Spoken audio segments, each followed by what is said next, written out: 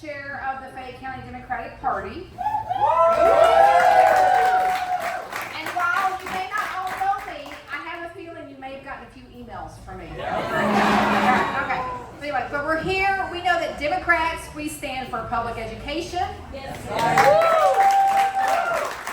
Access to affordable health care. And freedom. So, as you know, those MAGA Republicans in Frankfurt, they have gerrymandered Fayette County and have silenced us. We're not going to let that happen anymore. You see all these candidates up here? We have got to elect these candidates because we've got to make the blue dot of Lexington grow bigger. You see my blue dot? So we are on a mission to get this blue dot bigger. Okay? So what I need you to do is when you're making your to-do list, have you heard of someone else that's doing a to-do list? Yeah. Okay. So you need to, there's a QR code. You can open up your phone, zoom in, and you can do it, and you can sign up to volunteer for some of these great candidates up here. Okay? And there'll be times and places you can do that. Okay? So, you still hear me? We're good? Yes. All right. I wanted to point out Mr. Randy Craven's in the back. He's running for the 6th district.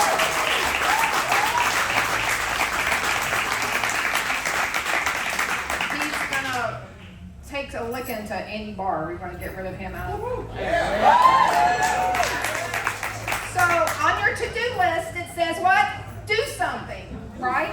So we've all got to do something. Make sure you sign up. Got it going? Because we know we can do this. Because when we fight, we win. Okay, over again. When we fight, we win. Okay, it is now my privilege to introduce my friend and my state senator, Rick Thomas.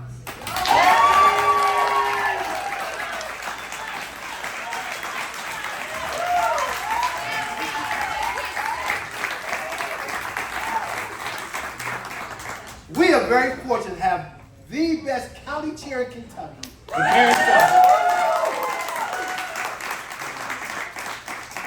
I want to ask you, are you fired up? Yeah. Are you ready to go?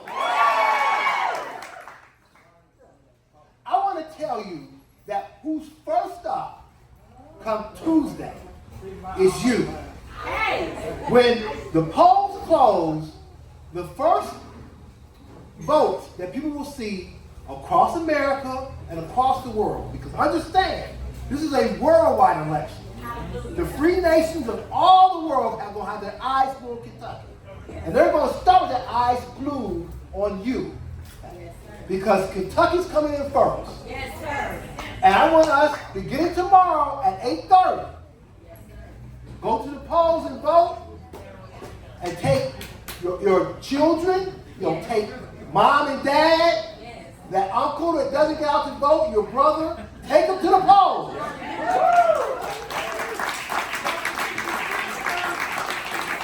Yeah, your sister too. That's right, your sister too.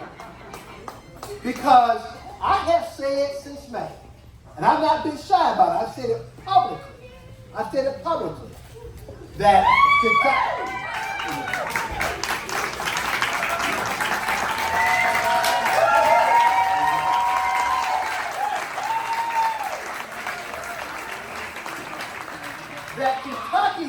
is going to surprise people. Now, I'm not saying that we're going to win Kentucky, but Donald Trump is going to get a scare in the state. I've been saying that in May, I said it in June, July, August, I said it Monday night. We're going to surprise people in terms of how strong we are in this state. And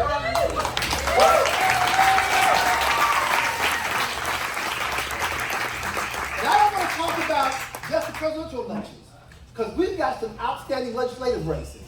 And as Senate Democratic Caucus Chair, I am very optimistic about what we're going to do to start changing the numbers of the legislature.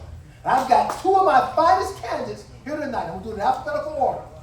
First, in the 27th, we are going to elect Molly Crane as my next colleague.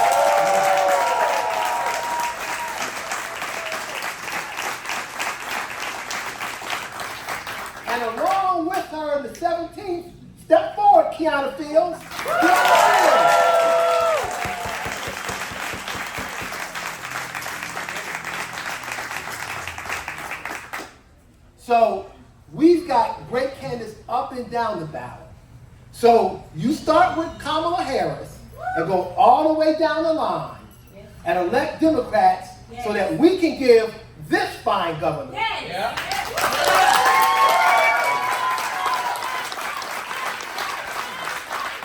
So we want the tea leaves to really turn Kentucky around. Now, it's my pleasure, and it is my pleasure, to introduce my colleague.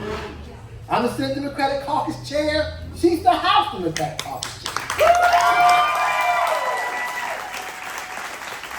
I now want to bring to the podium my good friend, Shirley Stevenson.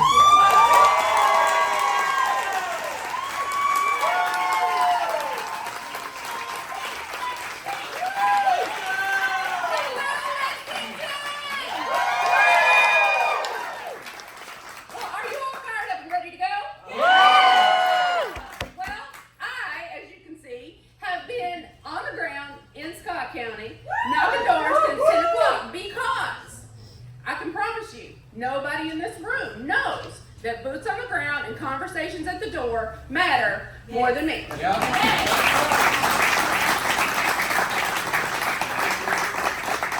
Getting out, talking to voters, meeting them where they are is crucial.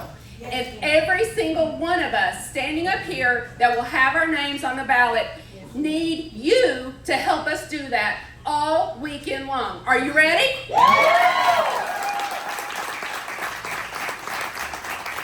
So in the back, we're going to have folks that have QR codes and clipboards, and they're going to help you sign up to volunteer all weekend long. We need people knocking on doors. We need people making phone calls. We need people lid dropping.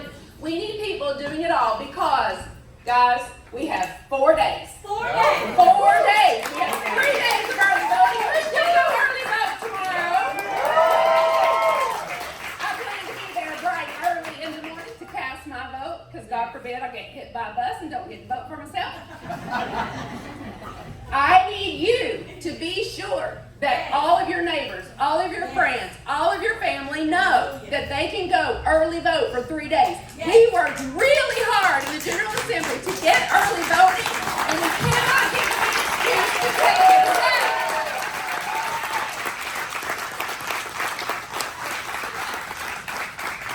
So guys, we need to show up. We have so many people counting on us. We have teachers that are tired of buying their own Post-it notes and their own markers that are counting on us. The students sitting in their classrooms are counting on us. Their parents who are working 2 and 3 jobs just to try to make ends meet are counting on us. Those parents who are sitting at their coffee table or their kitchen table and trying to decide if they're going to pay the heating bill or if they're going to buy their kids' medicine are counting on us.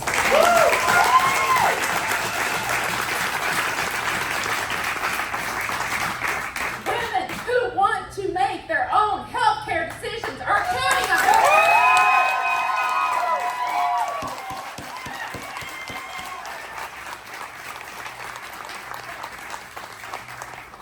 Folks who want to be who they are and love who they want to love are counting on us.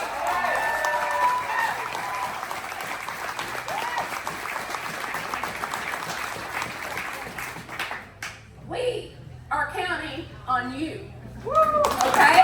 So we're going to get up there, we're going to vote, we're going to tell all of our friends, all of our neighbors. If you have elderly folks who live around you, please call them. Do they have a plan to vote? Do they need a ride to the polls? It is on us to turn out, guys. We have an opportunity to elect the first woman president.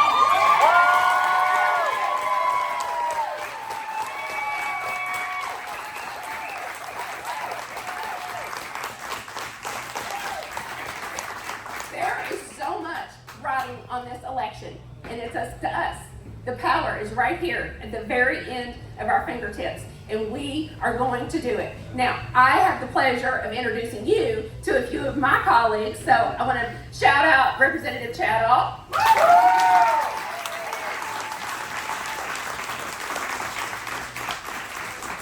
Representative Lindsey Burke.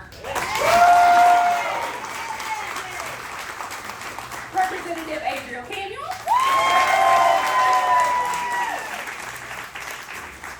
We have Rep-elect Ann Donworth.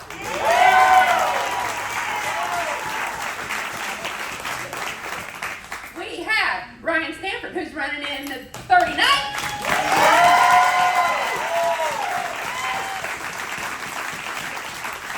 And we have Adam Moore, who is absolutely going to take over.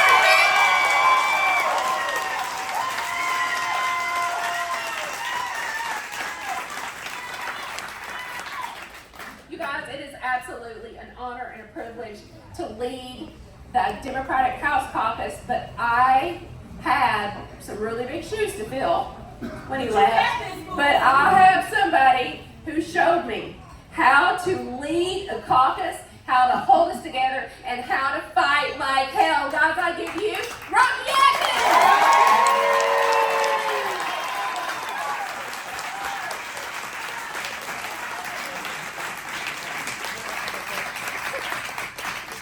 Well, Cheryl Lynn, thank you very much. It is an honor to be here as we go into the last 2 minutes of this ball game. As they say up in East Kentucky, Cheryl Lynn, you know, we're in the short rows. Early voting starts tomorrow, Friday, Saturday. And we're in this final push for all of these great candidates that are standing up here today. And we know that when we turn out, our people on the ground and in the trenches, when we turn out, we win, right?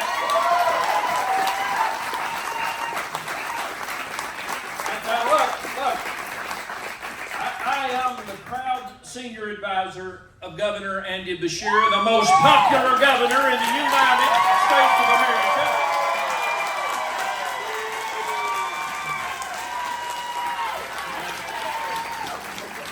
And I will tell you that I have had my name on the ballot many times. I had the great privilege of serving in the Kentucky House for 33 years of my life. Served in leadership positions as majority leader and as minority leader. And folks, let me tell you something. This governor and lieutenant governor has done unbelievable work in Frankfort, Kentucky. But let me tell you this. They need help. They need help in the House and the Senate. They need for somebody to stand in the rows of the House and the Senate and fight against these vetoes that this governor has made that have been overridden.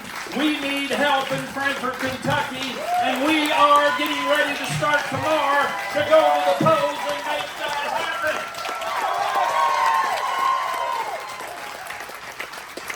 So I believe with all of my heart that Kentucky is in our best days. We have had the greatest economic announcements in the history of Kentucky. We have had the greatest job creation in the history of Kentucky. We are seeing infrastructure projects being invested all across this great Commonwealth. But guess what? Those are because of Democratic policies passed at the federal level, coming down to help this governor and lieutenant governor create private sector investment, public sector investment that is seeing all parts of this great Commonwealth go to the depths and the skies that we've never seen. So let me just say this. As we get into these last few days, I believe with all of my heart that this fight is worth fighting. How about you? I believe this fight's worth fighting. How about you?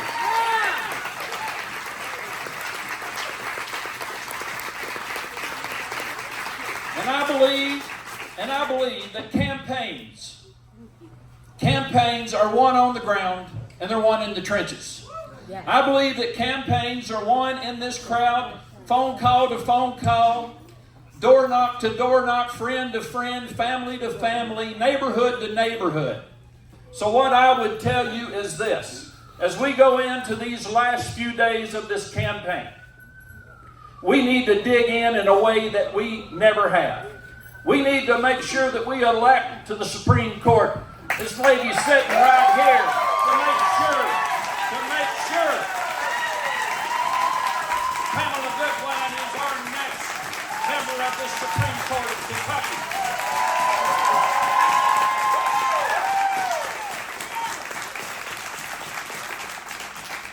To keep this momentum going in Kentucky, to keep this governor and lieutenant governor helping us see what Kentucky has never seen all across Kentucky, from rural areas to urban areas of the state. To see people who are willing to stand up for public education and folks that are willing to invest in our kids and invest in the teachers of this great commonwealth. I believe this fight's worth fighting. How about you? I'm fired up and ready to go. How about you? So folks, with that, I give you the Lieutenant Governor of this great Commonwealth of Kentucky, Jacqueline Coleman.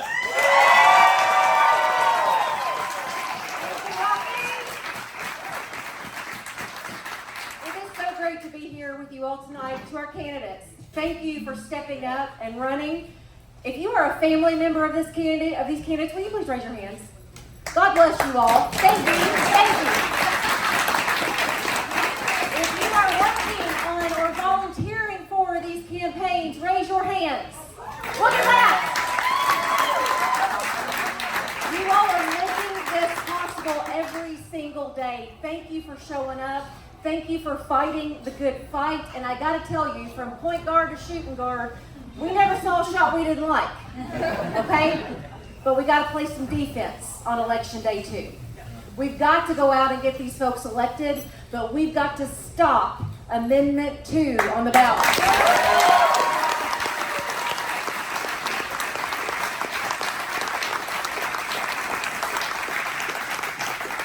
There are more reasons than I have time to cover right now about why Amendment 2 is detrimental to our schools, our families, our communities in this Commonwealth.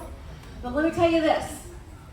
This General Assembly is undeserving of a blank check from the voters.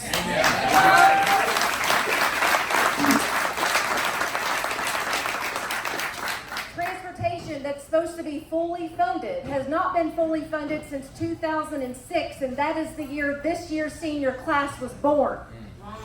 Until we're getting our kids to and from school, we don't need an amendment on the ballot to have a conversation. Asked and answered, fund public education. 7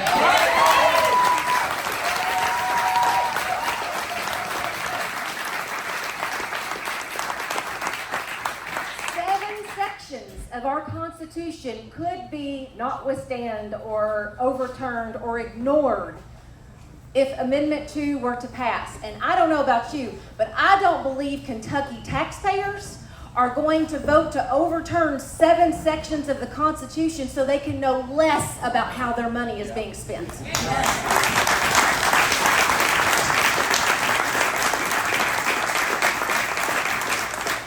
Our public schools are counting on us. The teachers that show up every day to serve our kids are counting on us.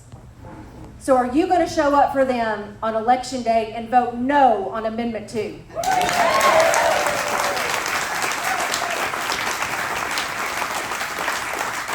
you going to make sure the people in your life know what it means to your schools to vote no on Amendment 2? Let me hear you. Yes.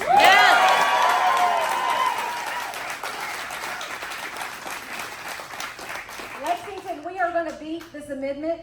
We are going to reject the national movement to privatize public education, and we are going to do it because Kentucky was smart enough to elect an education-first administration. Well,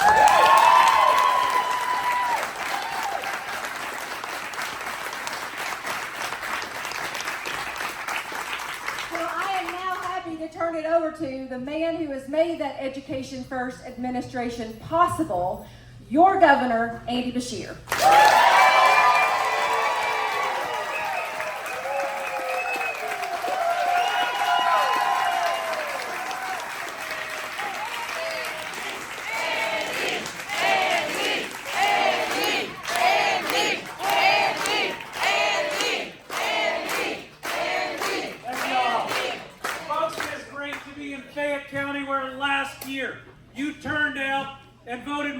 72% in favor of this Democratic ticket.